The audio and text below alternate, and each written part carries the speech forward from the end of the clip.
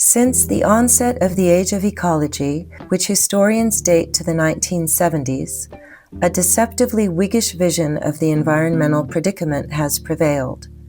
The fledgling environmental movement cast global awareness as the prelude to a coordinated effort by humankind to secure its survival. The universalist image of Earth as a fragile spaceship captured this new condition, portraying humankind as a single crew aboard the same vessel, exposed to a shared vulnerability.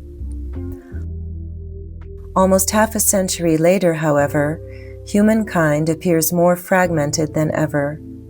While fossil powers work to consolidate a new imperial axis stretching from Washington to Moscow and through Riyadh, China has transformed itself, in the space of 2 decades, from the world's primary greenhouse gas emitter into an industrial hegemon in green technologies.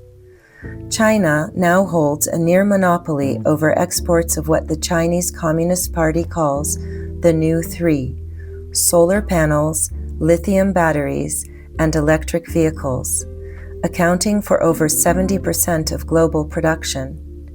It also controls about 50% of global wind turbine energy capacity and oversees most of the processing and refining of strategic minerals such as lithium, cobalt, and rare earth elements.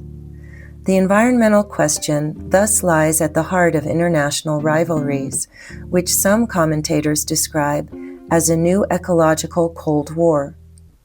Pierre Charbonnier is one of the leading voices in the ecological interpretation of this emerging geopolitical order.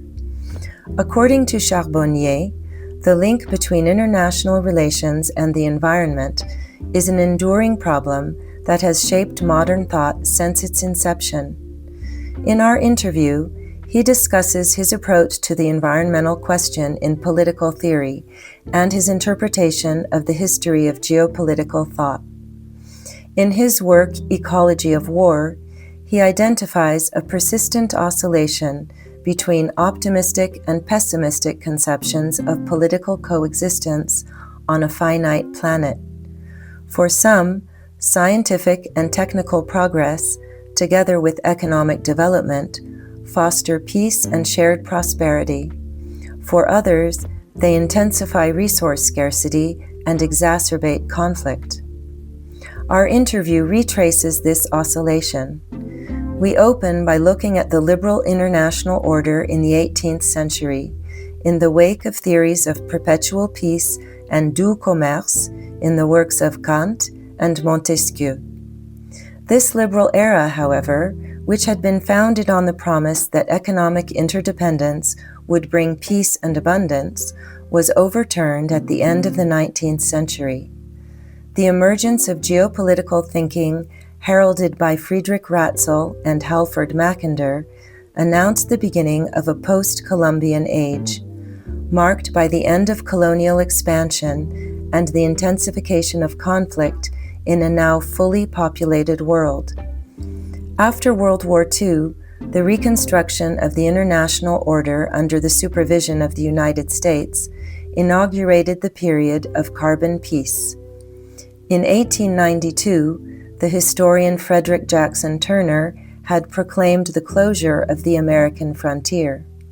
Now, however, Vannevar Bush, a chief engineer of the Manhattan Project, elevated science to the status of an endless frontier, shifting the horizon of expansion from territory to technological innovation. The final phase of this history corresponds to a geoeconomic shift in the global economy, marked by Sino-American rivalry and by the resurgence of industrial policies aimed at securing value chains. Clearly, the environmental question has become decisive in the reconfiguration of the international order informed by what Carl Schmitt once called the pluriverse, in other words, a multipolar world. These realignments showcase the new challenges facing climate cooperation, irreducible to either liberal optimism or to geopolitical pessimism. Current international tensions are also coupled with unprecedented social polarization at the domestic level. The unequal distribution of the responsibility for, impact of, and capacity to respond to the ecological crisis is fueling a new climate class struggle. By advancing the proposal of a climate coalition, Charbonnier locates himself within the tradition of political ecology. He advocates substituting a new ecological class for the proletariat of yore.